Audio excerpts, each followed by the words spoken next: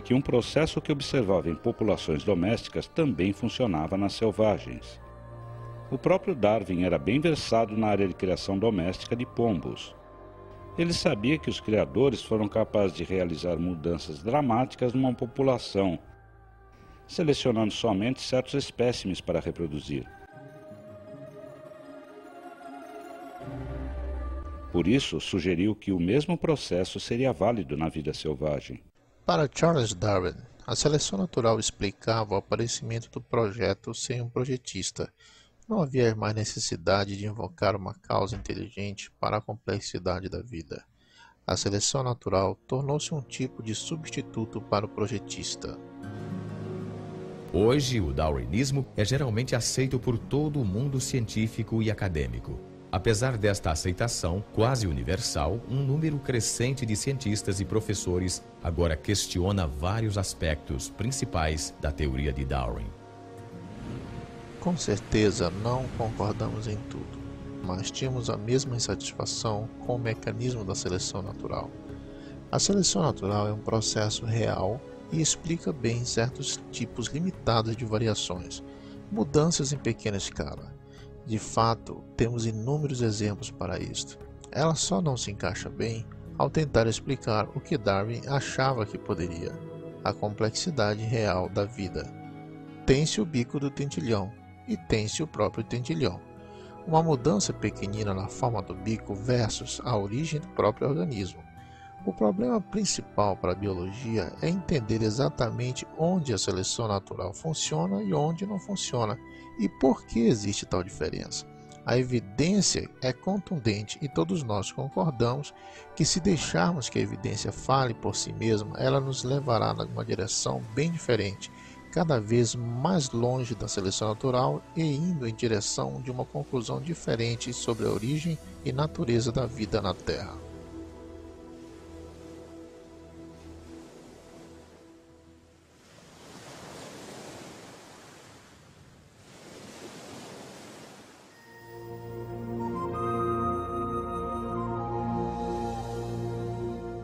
A seleção natural atua somente ao tirar vantagem de variações minúsculas e sucessivas. Ela nunca poderia dar um grande salto, mas avança a passos lentos, seguros e curtos.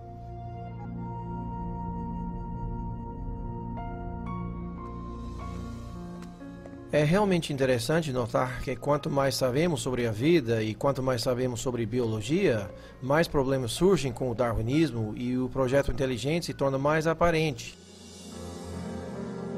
Desde 1988, o Dr. Michael Behe pesquisa sistemas biológicos complexos que parecem desafiar a explicação pela seleção natural. Durante muito tempo, acreditei que a evolução de Darwin explicava o que víamos em biologia. Não porque via como podia realmente explicá-la, mas porque me diziam que o fazia, e nas escolas onde estudei, ensinava-se a biologia de Darwin. Na faculdade e vários cursos de graduação, vivi num ambiente onde apenas se supunha que a evolução de Darwin explicava a biologia. Mais uma vez, não via razão nenhuma para duvidar. Somente há uns 10 anos ou mais, li um livro chamado Evolução, uma teoria em crise, escrito por um geneticista australiano chamado Michael Denton. Ele apresentava inúmeros argumentos científicos contra a teoria do darwinismo, dos quais eu nunca ouvira falar, e estes argumentos me pareceram bem convincentes. A esta altura, comecei a ficar um pouco enraivecido, pois me senti enganado. Via diante de mim uma quantidade de argumentos muito bons.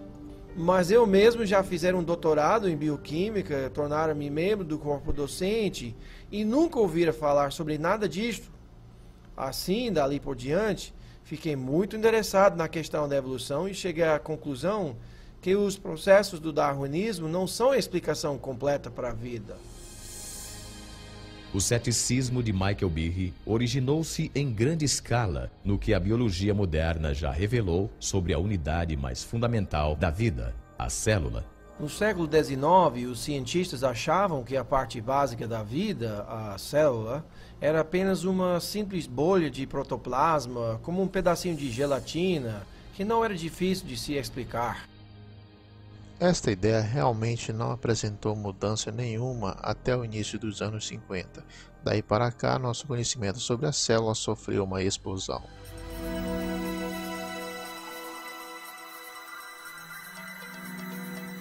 Hoje em dia, tecnologias extraordinárias revelam inúmeros mundos microscópicos. Mundos tão pequeninos que um dedal cheio de uma cultura de bactérias contém mais de 4 bilhões delas, todas abarrotadas de circuitos, instruções e máquinas em miniatura de complexidade tal que Charles Darwin jamais poderia ter imaginado.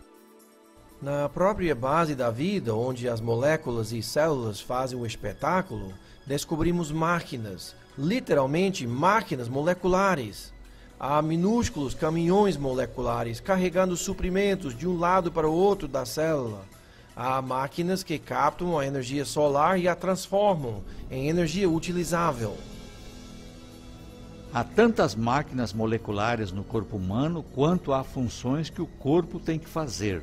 Se parar para pensar na audição, visão, olfato, paladar, tato, coagulação do sangue, ação de respirar, reações imunológicas, verá que tudo isto requer um batalhão de máquinas. Ao observamos estas máquinas, perguntamos-nos de onde vieram. E a resposta da evolução darwiniana, a meu ver, é muito inadequada. No início da década de 90, numa série de palestras acadêmicas, Behe revelou suas dúvidas sobre a capacidade da seleção natural de construir máquinas moleculares complexas. Uma destas máquinas atraiu-lhe particularmente a atenção.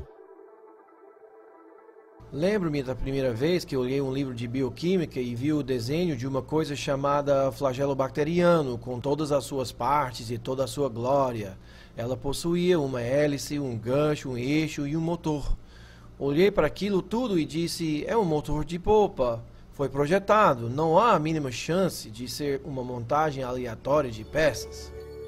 Estes motores moleculares que propulsionam a bactéria dependem de um sistema de partes mecânicas intricadamente organizadas. Estas partes entram em foco quando porções de uma célula são aumentadas 50.000 vezes no microscópio. Os bioquímicos usaram micrógrafos de elétrons como este, a fim de identificarem as partes e a estrutura tridimensional do motor flagelar. Neste processo revelaram uma maravilha da engenharia numa escala minúscula.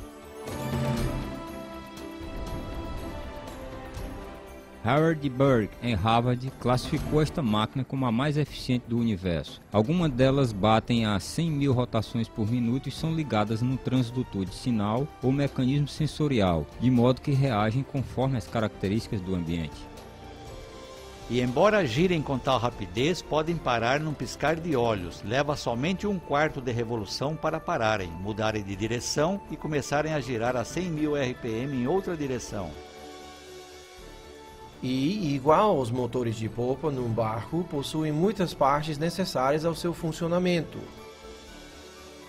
O flagelo bacteriano possui duas marchas, a que vai para a frente e a reversa, refrigeração à água e força protônica. Tem um estator, um rotor, uma junta universal, um eixo e uma hélice, os quais funcionam como peças de uma máquina. Não é apenas por conveniência que lhes damos estes nomes, esta é realmente a função deles.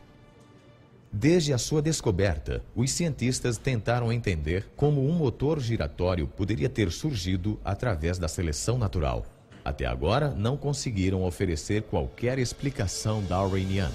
A fim de ver por que precisamos entender um aspecto das máquinas moleculares conhecido como complexidade irredutível. O termo complexidade irredutível foi inventado por Mike Behe ao descrever estas máquinas moleculares. O que se diz basicamente é que se tem muitos componentes numa organela ou sistema celular, sendo todos eles necessários ao seu funcionamento. Isto é, se você remove uma peça, então perde a funcionalidade desse sistema. A ideia da complexidade irredutível pode ser ilustrada por uma máquina não biológica conhecida,